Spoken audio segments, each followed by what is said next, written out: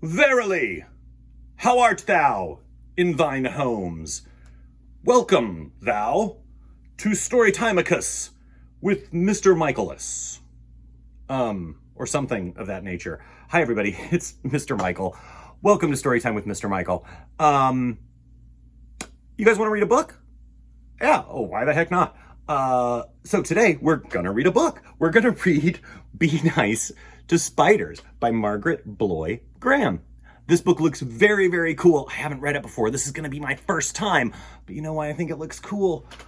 Because I really like spiders. Spiders are super cool. Spiders are neat looking. Spiders are weird acting. They eat bugs, which is a pretty cool thing. And my understanding is they're pretty smart, spiders, as far as, many-legged things go.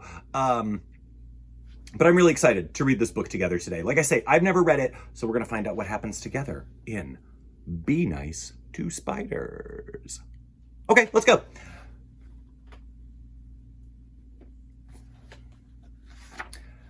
Be Nice to Spiders by Margaret Bloy Graham.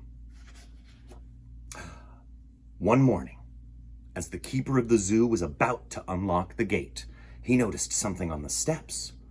It was a matchbox with a note that read, "Please look after Helen. I've had her since she was a baby, but I can't keep her anymore. We have to move to an apartment that won't take pets. Thanks, Billy."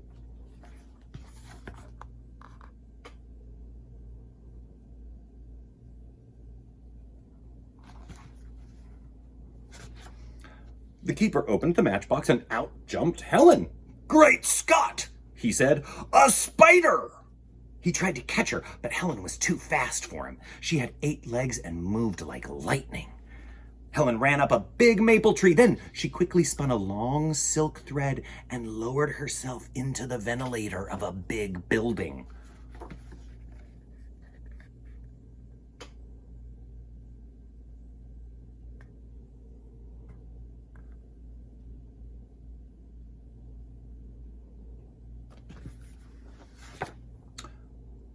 It was the lion house.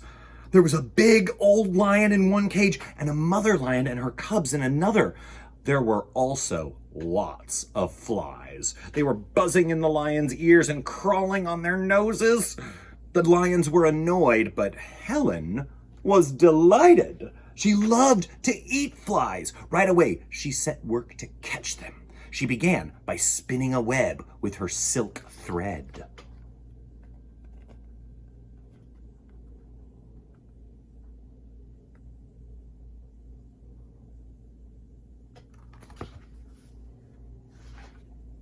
First, Helen spun the outside threads. Then she dropped straight down. Next, she spun lots of threads from the center to the outside. Then she spun a little spiral in the middle.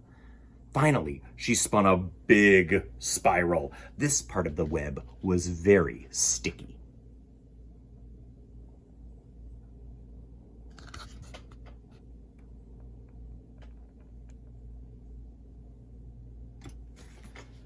When Helen had finished, she sat in the center and waited.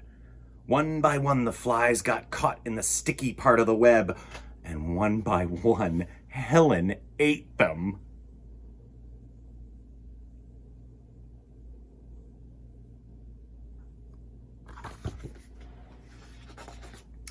A week went by. Helen kept catching and eating flies until there were no more flies in the lion house. She had caught and eaten them all.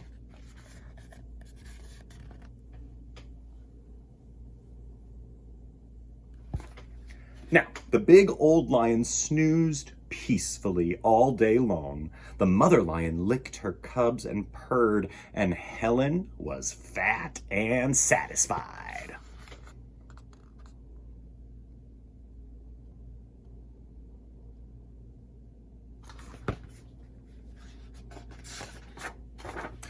Next, Helen moved to the elephant house.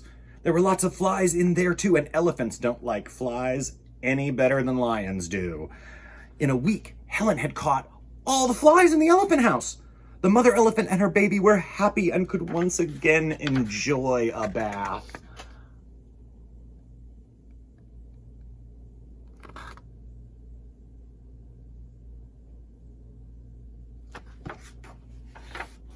Then Helen moved to the zebra house. Flies were crawling all over the zebras and driving them wild.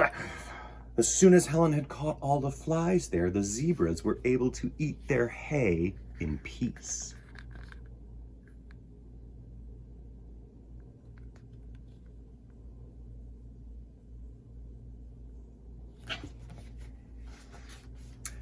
Helen went from one building to another, spinning webs and eating up all the flies. The zoo became a peaceful place. All the animals were happy and contented. As for Helen, she was happy and contented too. It was a spider's paradise.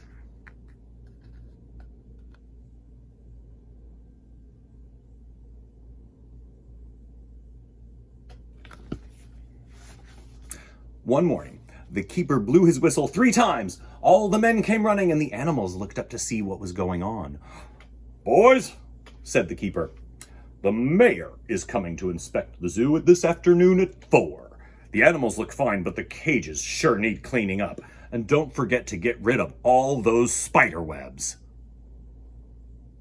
"But, Chief," said his assistant, scratching his head, "I thought spiders were supposed to be sort of useful." "Joe," said the keeper, "those webs make the place look a mess. Okay, boys, get busy." The men started sweeping the cages. Then they hosed and scrubbed them down.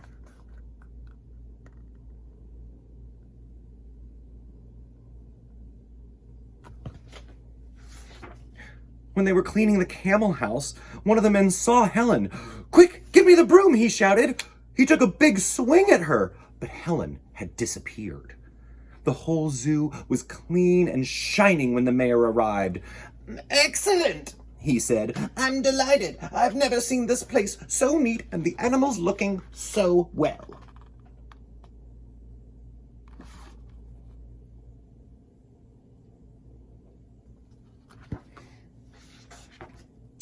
Meanwhile, Helen was still in the camel house, hiding in a crack in the ceiling. As the days went by, she grew very hungry, but she didn't dare come out. The flies began coming back, and the camels were irritable again. At last, Helen became so hungry that she couldn't stand it any longer. That night, when no one was around, she started spinning another web.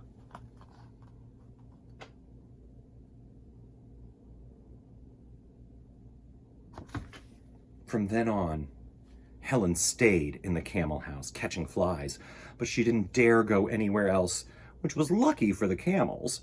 They were happy and contented again.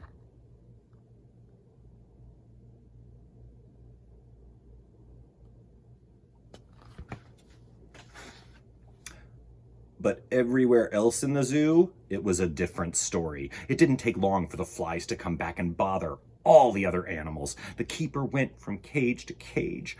"I can't understand it, Joe," he said. "When the mayor was here, the animals were in such good shape. Now look at them." "You're right, Chief," said Joe. "They sure look miserable."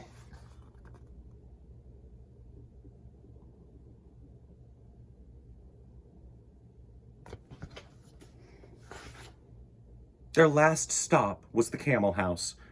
"Why, the camels seem fine," said the keeper, "and there don't seem to be any flies in here." They both looked around carefully.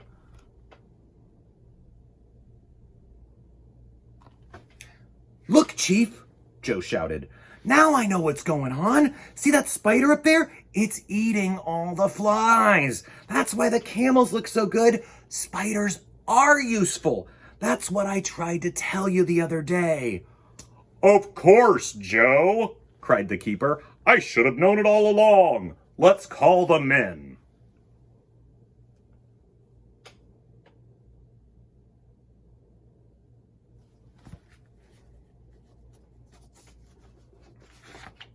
He blew his whistle, and the men came running.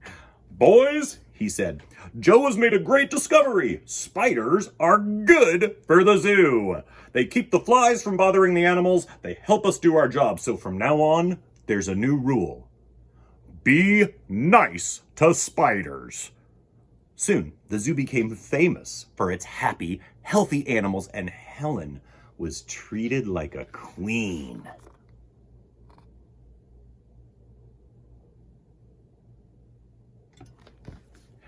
One day, Helen's picture appeared on the front page of the paper. The headline read, "Local Zoo named Best of the Year. 3 cheers for Spider," says Keeper. That evening, the father of the little boy who had left Helen at the zoo said, "Billy, look at this." "Hey, it's my spider," Billy shouted. "It's Helen." "Well, well," said the father. "Instead of the zoo taking care of Helen, Helen seems to be taking care of the zoo."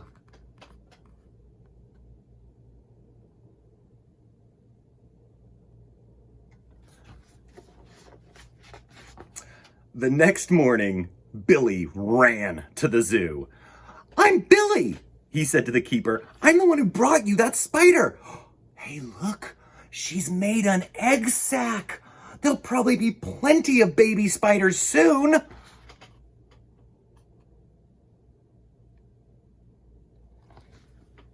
And Billy was right. A few days later, out of the egg sac came lots of little spiders. From then on, Helen and her children and all of the animals in the zoo lived happily ever after.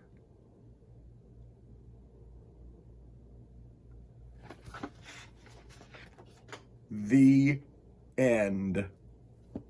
Well, that story sure had a happy ending, didn't it, everybody? And it goes to show, you should be nice to spiders. Now, I love spiders. I also like camels. I also like elephants. I also like lions. I like animals. Straight up animals, y'all.